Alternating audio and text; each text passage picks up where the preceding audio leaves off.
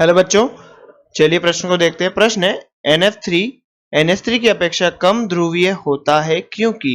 तो चलिए बच्चों, हमें यहाँ पर चार विकल्प दिए गए हैं, तो हम यहाँ पर मुख्य अवधारणा की बात करें। मुख्य अवधारणा, तो बच्चों मुख्य अवधारणा में बात करें हम ध्रुवण की, तो ध्रुवण जिसे हम डायपोल मूवमेंट भी बोलते हैं, द्विध्रुव आघूर्ण भी बोलते हैं, द्विध्रुव आघूर्ण। तो बच्चों द्विध्रुव आघूर्ण को किसी भी यौगिक में देखने के लिए हम दो तरीके इस्तेमाल करते हैं। सबसे पहले बच्चों हम यहाँ पर डेल्टा EN, जिसे हम विद्युत ऋणात्मकता में अंतर देखते हैं, परमाणुओं के मध्य विद्युत ऋणात्मकता में अंतर, विद्युत ऋणात्मकता में अंतर। फिर बच्चों दूसरा हम देखते हैं, दूसरा हम क्या देखेंगे बच्चों, दिशा, कि यहां पर द्विध्रुव आघूर्णों की क्या दिशा है, आघूर्णों की दिशा। तो बच्चों डेल्टा EN जितना ज्यादा होगा उतना ही अच्छा ध्रुवण होगा। अब बात करें बच्चों यहाँ पर नाइट्रोजन, फ्लोरीन और हाइड्रोजन की, तो नाइट्रोजन की बच्चों विद्युत ऋणता कितनी होती है, 3। फ्लोरीन की कितनी होती है, 4। और बच्चों हाइड्रोजन की कितनी होती है, 2.1। तो बात करें बच्चों यहाँ पर NF3 की, ये NF3 की संरचना होती है बच्चों, ये लोन पेयर यानी एकाकी युग्म, तो ये F F F। और बच्चों यहाँ नाइट्रोजन, और नाइट्रोजन पे ये लोन पेयर, और यहाँ पर हाइड्रोजन हाइड्रोजन हाइड्रोजन। तो बच्चों द्विध्रुव आघूर्ण की जो दिशा होती है या फिर द्विध्रुव की जो दिशा होती है, वो दिशा क्या होती है, प्लस से नेगेटिव की ओर, यहाँ प्लस है और यहाँ से नेगेटिव की ओर इस द्विध्रुव आघूर्ण की दिशा होती है। तो बच्चों यहाँ पर देख सकते हैं हम, सबसे पहले बच्चों हम यहाँ पर इनका डेल्टा EN की बात करें, तो यहाँ डेल्टा EN देखते हैं। तो फ्लोरीन बच्चों 4, नाइट्रोजन यहाँ पर 1, तो डेल्टा EN बच्चों इसका 1 निकल के आता है, और यहाँ पर डेल्टा EN कितना, 2.1 और 3। तो बच्चों इसका डेल्टा EN भी 0.9। तो बच्चों डेल्टा EN तो लगभग समान आ रहा है, तो इसके आधार पर तो हम यहाँ पर द्विध्रुव आघूर्ण नहीं निकाल सकते। तो बच्चों अब दिशा की बात की जाए, तो यहाँ पर नाइट्रोजन फ्लोरीन की ऐसे तुलना करके देखना होगा। तो बच्चों हाइड्रोजन की 2.1 विद्युत ऋणता है और यहाँ पर नाइट्रोजन की 3।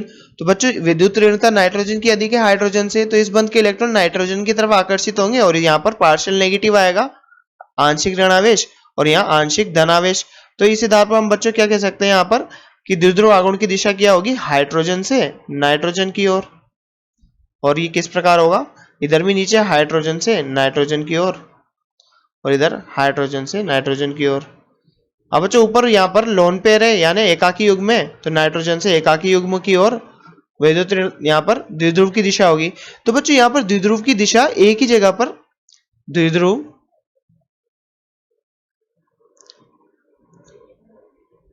की दिशा समान है इनकी, तो इसलिए बच्चों यहाँ पर इसका द्विध्रुव आघूर्ण ज्यादा होगा। अब बच्चों यहाँ पर बात करें NF3 की, तो NF3 में बच्चों यहाँ पर फ्लोरीन की विद्युत ऋणता नाइट्रोजन से ज्यादा है, तो यहाँ पर पार्शियल नेगेटिव आएगा और यहाँ पार्शियल पॉजिटिव आएगा।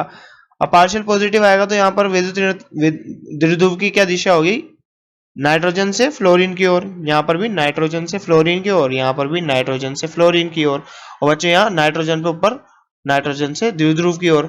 तो बच्चों यहाँ पर ये जो 3 NF बंध के जो द्विध्रुव हैं, ये N लोन पेयर जो N और एकाकी युग्म का जो द्विध्रुव है इसके विपरीत है। तो यहाँ पर बच्चों द्विध्रुव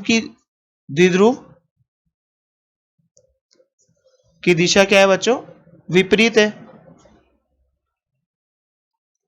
अब द्विध्रुव की दिशा विपरीत है, तो बच्चों यहाँ पर इसका ध्रुवण क्या होगा, कम होगा, और यहाँ पर समान है तो बच्चों इसका ध्रुवण क्या होगा, ध्रुवण अधिक होगा।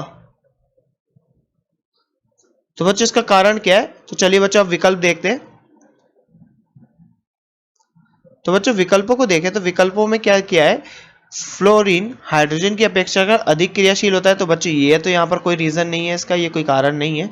तो बच्चों दूसरा हमें विकल्प दिया है, सभी आबंधों की ध्रुवणताओं का परिणाम एकाकी युग्म की ध्रुवणताओं के विपरीत दिशा में होता है। हाँ, तो बच्चों ये कारण है कि NF3 की जो सभी आबंधों की ध्रुवणता का परिणाम है वो एकाकी युग्म की जो ध्रुवणता है, जैसे कि हम बच्चों यहाँ पर इसकी बात करें तो ये इसके विपरीत है, इसलिए बच्चों यहाँ पर ध्रुवण इसका कम होगा। तो बच्चों ये एकदम सही उत्तर है हमारा।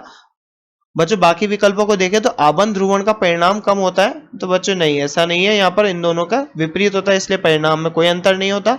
और NF3 संगुणित अणु यानी एसोसिएटेड मॉलिक्यूल बनाता है, तो बच्चों इससे भी कोई यहाँ पर इसका रीजन नहीं है, कोई कारण नहीं है। तो बच्चों इस प्रश्न का सही उत्तर होगा विकल्प नंबर बी, सभी आबंधों की ध्रुवणताओं का परिणाम एकाकी युग्म की ध्रुवणता के विपरीत दिशा में होता है। तो बच्चों यही हमारा सही उत्तर होगा। आशा करते हैं आपको प्रश्न समझ में आया होगा। धन्यवाद।